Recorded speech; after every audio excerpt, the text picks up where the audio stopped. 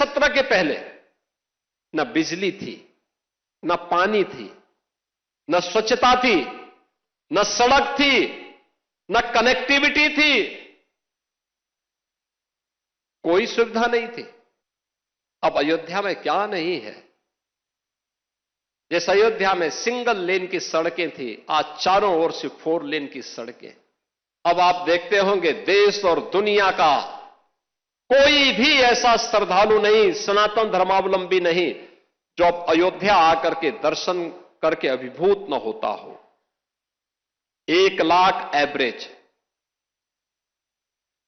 अगर हम लोग देखें पिछले 5 वर्ष के अंदर 45 करोड़ से अधिक श्रद्धालु अयोध्या धाम में आया है।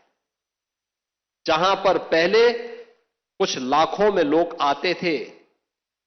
याद करिए 17 के पहले न बिजली थी, न पानी थी, न स्वच्छता थी, न सड़क थी, न कनेक्टिविटी थी, कोई सुविधा नहीं थी। सुरक्षा की भी व्यवस्था नहीं थी।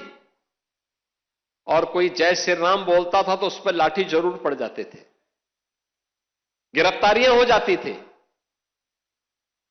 आज तो आप देश में जाइए, राम राम बोलिए, जय श्री राम बोलिए, और अब तो भारत सरकार की योजना भी जी राम जी के नाम पर ही आ गई है, जो रोजगार की सबसे बड़ी स्कीम बनने जा रही है। कोई भी बेरोजगार व्यक्ति जब आएगा और कहेगा कि मुझे रोजगार चाहिए अपनी ग्राम पंचायत में, साल में 125 दिन का रोजगार की गारंटी उसको उसके गांव में मिल जाएगी, तो जी राम जी हो गया। बहनों और भाइयों, अयोध्या आज दुनिया की पहली सोलर सिटी, भारत की पहली सोलर सिटी के रूप में अयोध्या आ गई है। सूर्यवंश की राजधानी, पहली सोलर सिटी। अयोध्या में अंतर्राष्ट्रीय एयरपोर्ट महर्षि वाल्मीकि के नाम पर। रेलवे की डबल लाइन के साथ अयोध्या नाम जुड़ गया है। बेहतरीन कनेक्टिविटी अयोध्या का, लखनऊ से, गोरखपुर से, प्रयागराज से, काशी से, हर ओर से। अब अयोध्या में क्या नहीं है? जिस अयोध्या में सिंगल लेन की सड़कें थी, आज चारों ओर से 4 लेन की सड़कें। और कोई भी श्रद्धालु आता है, किसी भी सीजन में आए, आराम से दर्शन करता है, अभिभूत होकर के, मस्त होकर के फिर जाता है, अभिभूत होता है। और हमारी पीढ़ी सचमुच सौभाग्यशाली है। कई पीढ़ियां, 500 वर्षों के इतिहास को जब हम देखते हैं, 500 वर्षों के इतिहास को जब हम देखते हैं, याद करिए 1526 से लेकर के 1528 से लेकर के 1992 तक, और 1992 से लेकर के उसके उपरांत भी अयोध्या में हर 20-25 वर्ष के अंदर कोई ना कोई बड़ा संघर्ष राम भक्त करता था राम मंदिर को वापस लेने के लिए। लगातार संघर्ष करता रहा, कभी बैठा नहीं, रुका नहीं, झुका नहीं। उसने सत्ता की परवाह नहीं की, उसने दमन की परवाह नहीं की,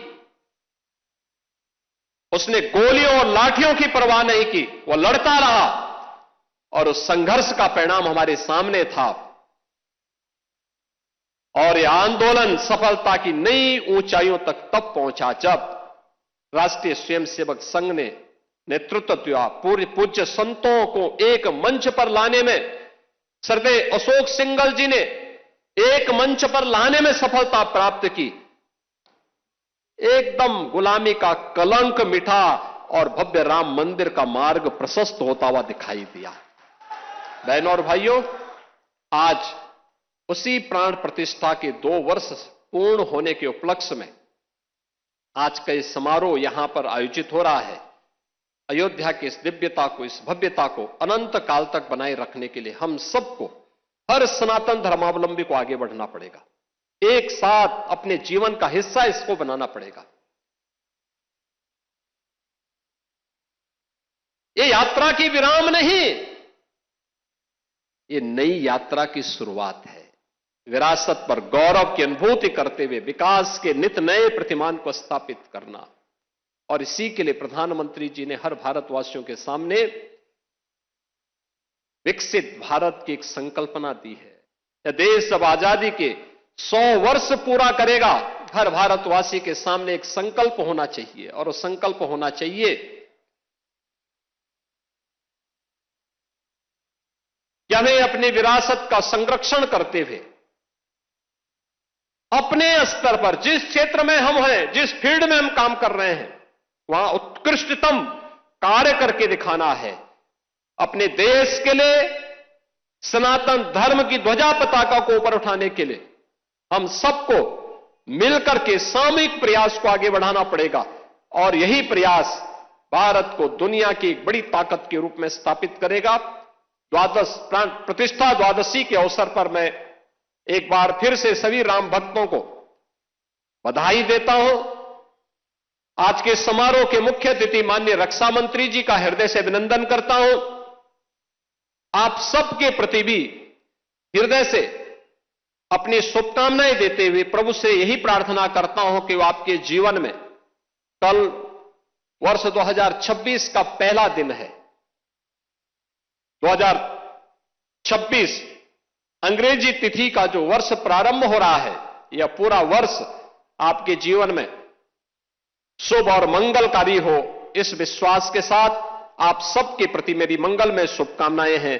धन्यवाद। जय हिंद, जय जय श्री राम। हमसे जुड़े रहने के लिए हमारे YouTube चैनल को सब्सक्राइब करें और नई वीडियो की नोटिफिकेशन के लिए बेल आइकॉन को दबाएं।